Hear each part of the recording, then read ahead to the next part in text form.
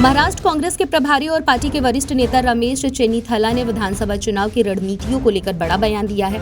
उन्होंने कहा है कि पार्टी महाराष्ट्र विधानसभा चुनाव के लिए मेहनती, वफादार और नए चेहरों को टिकट देगी। छत्रपति संभाजीनगर और जालना के नेताओं की उपस्थिति में आयोजित एक बैठक में उन्होंने कहा कि लोगों के समर्थन के कारण कांग्रेस लोकसभा चुनाव में सबसे बड़ी पार्टी बनकर उभरी है। महाराष्ट्र विधानसभा चुनाव से पहले राज्य की राजनीति गरमा गई है। एकनाथ शिंदे गुट के नेता संजय निरुपम ने उद्धव ठाकरे को लेकर सवाल खड़े कर दिए हैं। उन्होंने दावा किया है कि शिवसेना यूबीटी प्रमुख उद्धव ठाकरे दक्षिण अफ्रीका के दागदार और विवादित गुप्ता बंधु से मिलने गए थे।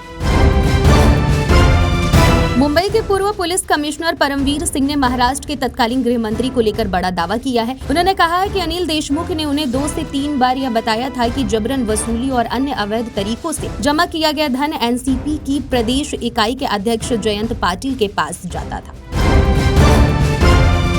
केंद्र की ओर से वक्फ संशोधन विधेयक पेश किए जाने के बाद हर तरफ वक्फ बोर्ड को लेकर चर्चा चल रही है। इस बीच महाराष्ट्र के वक्फ बोर्ड को लेकर हैरान करने वाली जानकारी सामने आई है, जिसमें यह पता चलता है कि यहां वक्फ बोर्ड के पास मस्जिद से ज्यादा खेती करने वाली जमीन है।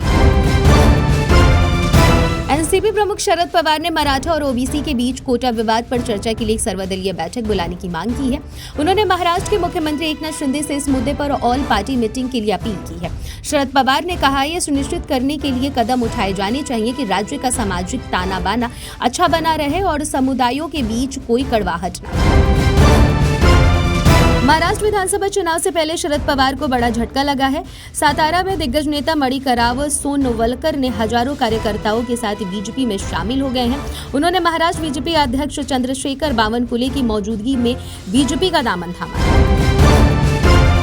विधानसभा चुनाव को लेकर डिप्टी सीएम देवेंद्र फडणवीस ने बड़ा बयान दिया है। देवेंद्र फडणवीस ने कहा है कि विधानसभा चुनाव में महायुति में शामिल बीजेपी, शिवसेना और एनसीपी को काउंटर पोलराइजेशन से फायदा होगा। एक रिपोर्ट के मुताबिक फडणवीस ने कहा, महायुति के तीनों साझेदार जल्दी ही सीट बंटवारे की प्रक्रिया पूरी करने वाले हैं। महायुति सहयोगियों की सीट वार ताकत के आधार पर सीट आवंटन जल्दी ही किया जाएगा।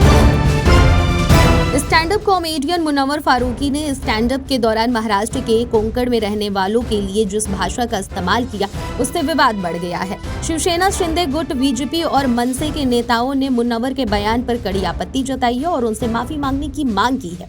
वहीं विवाद बढ़ता देख मुनव्वर फारूकी ने अपने बयान को लेकर माफी भी मांग ली है। महाराष्ट्र के डिप्टी सीएम अजित पवार ने वक्फ बोर्ड मामले में अपना रुख साफ कर दिया है। उन्होंने कहा है कि वह अल्पसंख्यकों को केंद्र में लेकर जाएंगे। बता दें कि पवार ने यह बात ऐसे वक्त में कही है जब केंद्र सरकार वक्फ संशोधन विधेयक लेकर आई है। फोन हैक होने के बाद एनसीपी सांसद सुप्रिया सुले ने बड़ा दावा किया है। सुप्रिया सुले ने कहा है कि किसी का भी मोबाइल हैक किया जा सकता है। मेरा मोबाइल बंद था और फिर हमें पता चला कि कोई और मेरा व्हाट्सएप एक्सेस कर रहा है।